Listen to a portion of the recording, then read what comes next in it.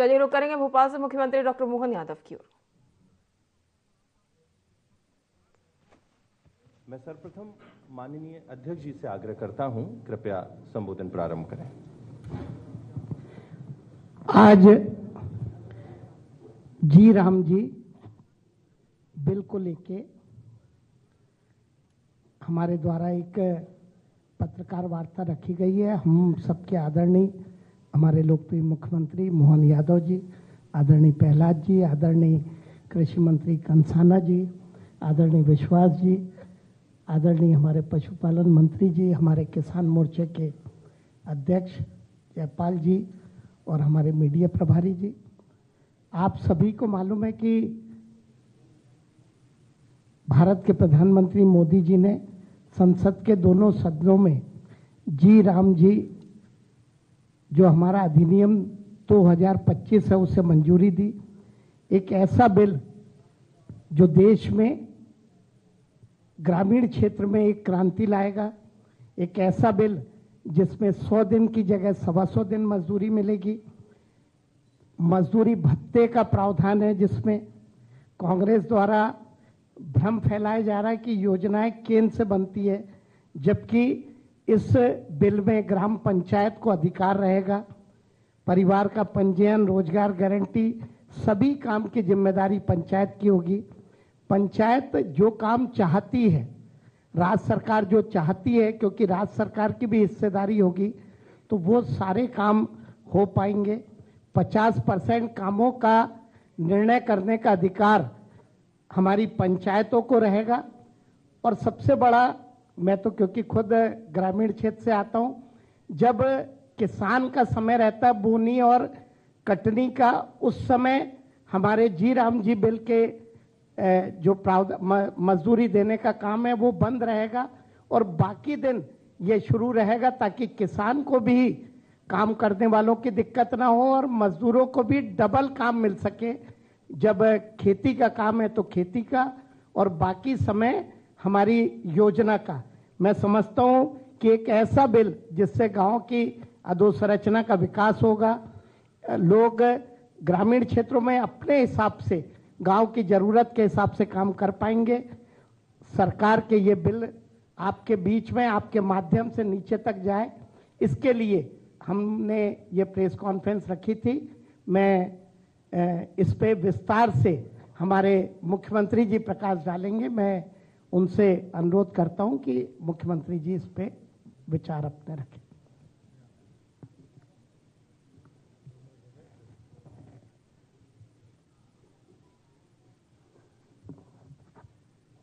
मध्य प्रदेश सरकार, भारत सरकार द्वारा जी राम जी जो वर्तमान में हमारे सबके लिए ग्रामीण क्षेत्र में काम करने के लिए ज़्यादा अनुकूलता के साथ, ज़्यादा धनराशि के साथ सभी प्रकार के चीज़ों को जोड़ करके ये जो नया बिल आया है, जिसके माध्यम से मध्य प्रदेश के लिए एक सौभाग्य रहेगा, क्योंकि सबसे बड़ा भौगोलिक एरिया में से दूसरे नंबर का राज्य हमारा है। और ऐसे में जब हमारे अपने ग्रामीण क्षेत्र के सभी प्रकार के विकासपरक कामों के लिए, रोजगार आधारित कामों के लिए जी राम जी के आधार पर बड़ी धनराशि माननीय प्रधानमंत्री जी के माध्यम से देश को दी गई है। मैं माननीय प्रधानमंत्री श्रीमान नरेंद्र मोदी जी का, माननीय कृषि मंत्री श्रीमान शिवराज सिंह जी का आभार भी मानता हूं कि ये सच में समयपूर्ण है और हमारे लिए सौभाग्य की बात है कि मध्य प्रदेश में हमारे माननीय अध्यक्ष हेमंत जी ने अपनी बात रखी। माननीय हमारे पंचायत ग्रामीण विकास मंत्री श्रीमान प्रहलाद पटेल जी यहाँ मौजूद है, खेल मंत्री माननीय विश्वास सारंग जी, कृषि मंत्री अदल सिंह कंसाना जी, श्रीमान लखन पटेल जी, हमारे बीच में जयपाल चावड़ा जी, यहाँ का आशीष जी, और हम सब मिलकर के आज के इस अवसर पर खास करके केंद्र सरकार ने अधिसूचना जारी कर राज्य सरकार को 6 महीने के भीतर विधेयक के संगत एक स्कीम अधिसूचित करने के संबंध में जो अपेक्षा की है, हम उस पर काम भी करेंगे और उसको क्रियान्वित भी करेंगे। जिस प्रकार का मुझे बताया गया है कि मनरेगा के माध्यम से 100 दिवस के रोजगार की गारंटी थी उसको बढ़ाकर 125 दिवस किया गया है। तो ये निश्चित रूप से उससे आगे बढ़ के करने वाला कदम है। इसी प्रकार से अधोसंरचना के लिए भी जिस प्रकार से स्थायी कामों के लिए इसमें आजीविका सृजित होगी, कौशल और उद्यमिता में काम होगा। अब हम सब जानते हैं कि हमारे यहाँ कौशल की बात कर रहे हैं, उद्यमिता की बात कर रहे हैं, तो उसमें भी बड़ी संभावना है। मनरेगा में वर्ष में कभी भी मजदूरी प्राप्त कर सकते हैं और खास करके व्यस्तम समय से लेकर विशेष रूप से बुआई और कटाई के समय में भी कृषि श्रमिकों को काम की उपलब्धता को सुनिश्चित किया जाएगा। इसके अधिनियम में राज्यों को एक वित्तीय वर्ष में कुल मिलाकर 60 दिन का अधिसूचित करने का प्रावधान है। बुआई कटाई की व्यस्तम समिति अवधि को भी इसमें सम्मिलित किया है। और जिस प्रकार से इस अधिनियम में जो भविष्य की संभावना है, अर्थात प्राकृतिक आपदा, असाधारण परिस्थितियों के दौरान विशेष शिथिलीकरण, ऐसे कई निश्चय करते हुए इसमें गुंजाइश दी गई है जो हमारे लिए पहले चुनौती रहती थी। और राज्य और केंद्र के मध्य भी राशि की साझेदारी भी इसमें बनाने के लिए बहुत अच्छे से लगभग ये जो राज्यों के लिए 60-40 का रेशो इसमें रखा है। इसके आधार पर हमारे लिए हमारे ग्रामीण क्षेत्र में, चूँकि हमारे यहाँ ट्राइबल का बेल्ट भी है और कई आकांक्षी जिलों के अंदर भी काम होता है, ऐसे में जब हमने तो अपना इसका दायरा बढ़ा करके गौशाला तक जोड़ा है, कहीं तालाब निर्माण से लगा करके गाँवों के अंदर के भी जन कल्याणकारी कामों के लिए विस्तृत दायरा लिया है। मैं उम्मीद कर रहा हूँ कि इस अधिनियम का सच में रोजगार क्या इसमें कानूनी अधिकार के लिए एक तरह से मौका दिया है। 125 दिन तो उनको दिए ही हैं। अब इस बात को तो किसी से कोई छिपा नहीं सकते हैं कि पहले के दिन 100 दिन थे, अब 125 दिन हुए। अब इसमें और आगे जाकर देखें तो वंचितों, विशेषकर महिलाओं को, SC ST को, भूमिहीन परिवारों को विशेष प्रावधान के अंतर्गत इसमें लाभ देने की प्लानिंग की गई है। इसमें अकुशल मजदूरी के लिए दर निर्धारण की भी अच्छी पद्धति लगाई है, जिसमें कहा गया कि अकुशल शारीरिक कार्यों की मजदूरी दरें केंद्र सरकार तय करेगी और जब तक अलग से नई मजदूरी दरें घोषित नहीं होगी तब तक महात्मा गांधी नरेगा के अंतर्गत तय मजदूरी से दरें देंगे। अब ये इसके कई अंदर की चुनौतियों के आधार पे भी जो कठिनाई होती है, और हम सब जानते कि पहले नरेगा था, नरेगा से मनरेगा बना और मनरेगा से जीराम जी बना, तो सुधार और संशोधन तो प्रक्रिया का हिस्सा है। ये अलग बात है कि ठीक है विपक्ष का काम कुछ बोलना तो बोले, लेकिन सरकार का काम समयोचित निर्णय लेते जाए और खास करके रोजगार न मिलने की स्थिति में भी ग्रामीण परिवारों को मांग प्रस्तुत करने के आधार पर निर्धारित समय सीमा में काम देने की बात भी करी है। और राज्य सरकारें द्वारा दरें और शर्तों के अनुसार बेरोजगारी भत्ता देने का भी इसमें बाध्यता दे दी गई है। अब ये अपने आप में बड़ा उसका संयोजन करने का, बड़े दायरे में लाने का प्लान किया। और महिलाओं के लिए भी SHG और संकुल स्तरीय संघ CLF के आजीविका क्रियाकलापों के लिए भी नई शुरुआत है। ये अभी तक छूटी हुई थी, जिसमें हमारे वर्क सेट, ग्रामीण हाट अवसंरचनाएं, कौशल विकास केंद्र जो प्रशिक्षण के साथ इस पे काम कर सकते हैं। और अधिनियम में कार्यों को किस प्रकार से लिया है, इसके जल संरक्षण के काम, जिसमें हमने पिछली बार भी जल गंगा संरक्षण अभियान में बड़ा काम किया था, इस बार भी करने वाले, जिसमें चेक डैम, भूमिगत बांध, तालाब, सिंचाई कूप, मृदा नमी संरक्षण, वृक्षारोपण, रूप वाटर हार्वेस्टिंग और इस सड़क, पुल पुलिया, पंचायत भवन, आंगनवाड़ी भवन, विद्यालय भवन और ऐसे कई कामों के साथ मैं तो इसको इस तरह से मानूंगा कि अभी हमारी सरकार ने तो ये वर्ष ही किसान कल्याण वर्ष घोषित कर दिया है। और किसान कल्याण वर्ष के आधार पर हमने अपने लगभग 15 विभागों के लिए उनकी मजदूरी का भी इसमें साप्ताहिक आधार पर ही 15 दिनों के अंदर मजदूरी देने का निर्णय भी किया हुआ है। अब ये हमारे जो 15 विभाग हैं उसके आधार पर एग्रीकल्चर ग्रोथ रेट से, चूँकि हमारी आने वाले समय में कृषि विकास दर में बड़ी संभावना है कि हम अब रोजगार पे जाएं, एग्रीकल्चर फूड इंडस्ट्रियों पे, फूड प्रोसेसिंग इकाइयों पे, दूध उत्पादन पे, मछली उत्पादन पर, कुक्कुट पालन पर, हर एक जगह से जहां किसानों की आय बढ़ सकती है वहां सब जयराम जी का भी लाभ हम उठाना चाहेंगे। इसकी समेकित योजना के लिए कार्य योजना हम बनाने जा रहे हैं, जिसके आधार पर हमारा एग्रीकल्चर ग्रोथ रेट के साथ साथ इंडस्ट्री वाला भी एमएसएमई से लगा करके लघु कुटीर उद्योग में भी हम इसको कैसे जोड़ सकते हैं। और कई प्रयोग हुए भी हैं, बहुत अच्छे प्रयोग हुए, जिसके आधार पर लाभ भी मिलेगा। हमारा जब सिंचाई का रकबा भी लगातार बढ़ रहा नदी जोड़ो अभियान के माध्यम से, एक तरह से ये दूध उत्पादन से भी हम जब 9% से 20% का टारगेट ले रहे हैं, तो हमारे लिए आज ये बड़ी उपलब्धि रहेगी कि हम गोपालन को, दूध उत्पादन को और इन्हीं के साथ और राज्य के अंदर जैसा जैसा जो हो सकता है उस सब दिशा में आगे बढ़ेंगे। मैं मान के निर्णय के लिए जाने जाते हैं। कई सारे सुधार हमारे सामने अपनी आंखों को देखते देखते अब विश्व के कई देश हमारे देश की तरफ देख रहे हैं। जैसे कोविड के समय लगाए गए टीके का ऐप बना करके जो उसका रिकॉर्ड रखने का प्रयोग किया था कि निर्धारित समय में लाखों करोड़ों लोगों का भी जिस समय जिसको टीका लगना तभी लगने के लिए ये जो पद्धति बनाई है, मैं मान के चलता हूँ कि इस सब चीज़ों को जोड़ करके जयराम जी में काफ़ी गुंजाइश दी है और जनता भी सब जानती है। इसका लाभ निश्चित रूप से हमारा राज्य उठाएगा। आपके कुछ अगर प्रश्न हो तो राकेश जी बोल दे।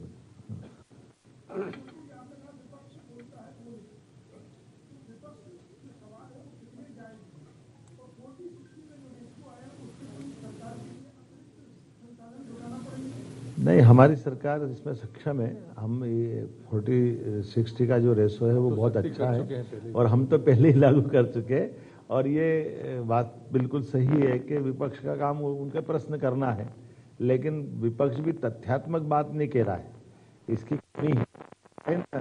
कांग्रेस अध्यक्ष बताए, राहुल गांधी जी बताए, जीतू पटवारी जी बताए कि हाँ ये इसमें ऐसा करना था, वैसा करना था। तो विरोध के लिए विरोध के बजाय सकारात्मक के आधार पर तथ्यात्मक बात आए तो ध्यान दें। शरद जी हाँ।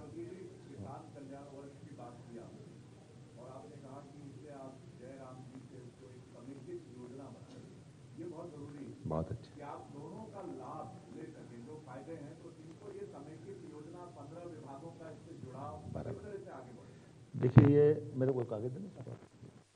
अब ये मैं आपको 15 विभाग बता देता हूं कि कृषि कल्याण के साथ उद्यानिकी, पशुपालन, सहकारिता, खाद्य नागरिक आपूर्ति, पंचायत ग्रामीण विकास, नवकरणीय ऊर्जा, बड़े बड़े विभाग से भी एग्रीकल्चर के आधार पर, जैसे उदाहरण के लिए जल संसाधन है। अब जल संसाधन में हम जब नदी जोड़ पे काम कर रहे हैं तो ये बूंद बूंद जल संरक्षण से लगा करके गाँवों के अंदर पीने के पानी से और बाकी जल संरचनाओं पे काम कर सकेंगे, क्योंकि हमारे यहाँ भौगोलिक जो सरफेस है वो भी अलग अलग प्रकार की है। ऐसे में रोजगार आधारित कामों के लिए जब हम इंडस्ट्री की बात करते हैं, एमएसएमई में भी बात कर रहे हैं, तो रोजगार आधारित उद्योग के लिए हम विशेष सुविधा वहाँ दे रहे हैं कि जैसे जो लेबर आधारित उद्योग लगाएगा तो हम प्रति लेबर 5,000 रुपये महीना तक उसको VGF देते हैं।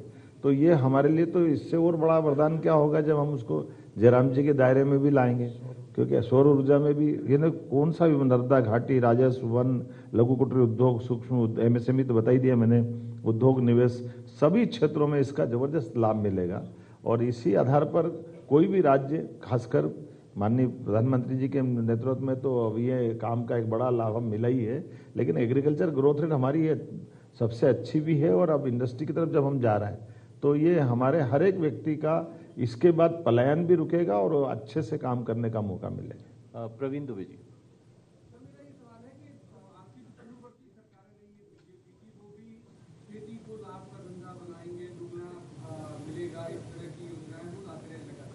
आपने तय किया कि ये 50 वर्ष होगा, तो क्या रीजन इसके पीछे, और दूसरा ये कि ये एजेंडे में रहेगा किसान कि कब आत्मनिर्भर जैसे, जब तक धरती पे इंसान रहेगा तब तक किसान रहेगा।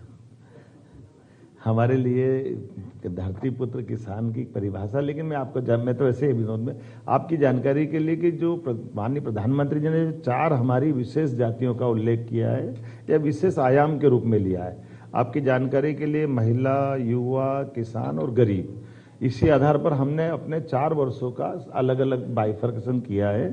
पहला 2024 को हमने बहनों के लिए नारी वर्ष के नाते से घोषित किया था। 2025 हमने गरीब अर्थात युवाओं के लिए, गरीबों के लिए उद्योग और रोजगार वर्ष का लिया है। ये 26 हमने किसानों के लिए लिया है और 27 हम युवाओं के लिए लेंगे। और उसी पे जितने सरकार के मंत्रालय हैं, उस मंत्रालयों की योजना है, हितग्राही योजना है, उसके दायरे है, और हमारे राज्य के अंदर इन परस्पर इसकी सरकार की और हितग्राही के बीच की आवश्यकता है। दोनों का तालमेल कराने के लिए समग्र रूप से प्लान किया है और हमारा मन भी बहुत इसमें खुला है। हम अपने इस साल के योजना के कार्यक्रम में सर्वदलीय बैठक भी बुलाने वाले हैं। सभी किसान क्षेत्र में काम करने वाले किसान संघ, बाकी लोगों के साथ भी सामूहिक चर्चा करने वाले हैं। या एग्रीकल्चर में रुचि रखने वाले अपने प्रदेश के या देश के भी स्वनाम धन्य बाकी लोग भी बुला सकते हैं। या गांव और किसानों के क्षेत्र में अच्छा काम जिनने समाज सुधार का किया है, उनको भी हम आमंत्रित करेंगे और उनके सबके अनुभव का लाभ लेंगे। रविंद्र जी,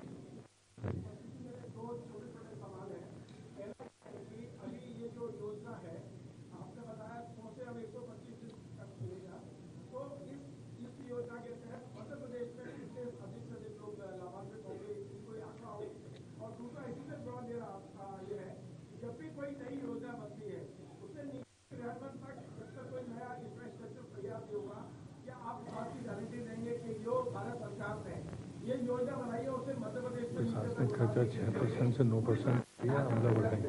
जी, जैसे आपने प्रश्न अच्छा किया कि ये इस योजना के अंदर ही आप मोटे तौर पे देखना कि पहले प्रशासनिक अमला इसके लिए 6% था, अब बढ़ा के 9% किया, ताकि वो नीचे तक उस पूरे दायरे को लेके आए और पूरी बात का लाभ नीचे तक लोग ले, किसान ले और संबंधित जो भी इससे हितग्राही उसका लाभ मिले। मृगेंद्र सिंह जी,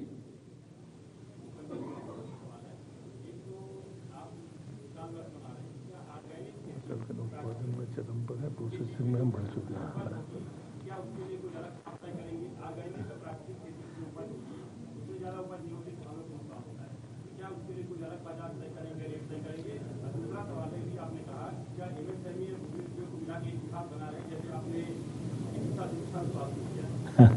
मैं दोनों प्रश्न के उत्तर देता हूं। आपने अच्छा प्रश्न किया है। ये जो प्राकृतिक खेती के आधार उत्पादन फसल का या फलों का जो करते हैं, उनको ये थोड़ी चुनौती रहती है कि वो, लेकिन अब हमने निर्णय किया कि हर जिले पर इसके लिए हम इस प्रकार के इनके स्टॉल मार्केट तय कराएंगे जहां प्राकृतिक खेती से उत्पाद में उपलब्ध जनता को रहे। और अभी तक जैसे कृषि उपज मंडी में फसल वगैरह में भी इसकी गुंजाइश नहीं थी, तो आने वाले समय में इस पे भी इसी पे काम करेंगे ताकि ये प्राकृतिक खेती को बढ़ावा दे सके। और दूसरा जो आपने बताया कि इसके लिए विशेष और दूसरे प्रकार के अनुदान वगैरह भी हम प्रारंभ करने वाले हैं ताकि लोगों को और प्रोत्साहन मिले। एक मिनट, एमएसएमई और इसके संबंध में विचार कर रहे हैं। आपने अच्छा सुझाव दिया है, इस पर जरूर काम करें। एक हमारी मातृशक्ति सुचन्ना जी का ले लेते हैं। हाँ,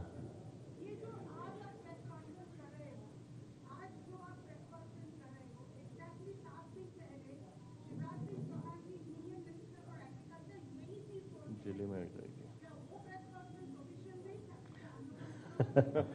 दीदी मैं बोल लूं? बस ठीक है।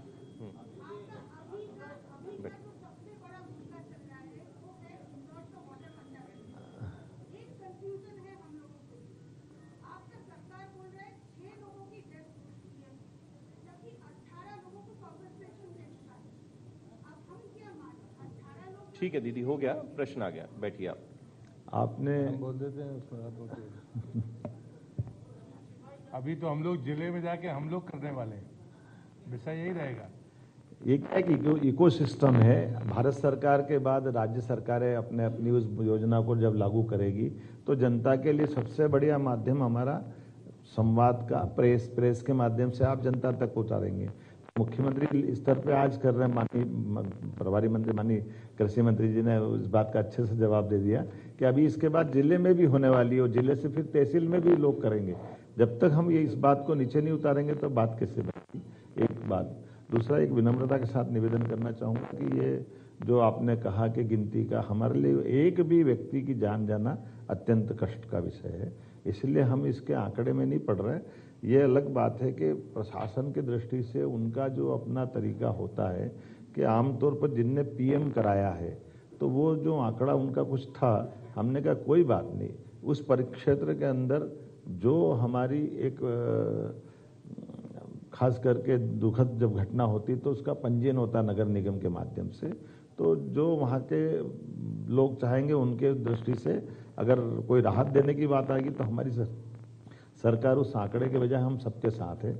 वो बड़ी कष्ट की चीज़ थी, उसको हम उसे ऐसे लेंगे। आप सबकी उपस्थिति के लिए सादर धन्यवाद। आप सभी भोजन पर आमंत्रित हैं। बहुत धन्यवाद। बहुत धन्यवाद।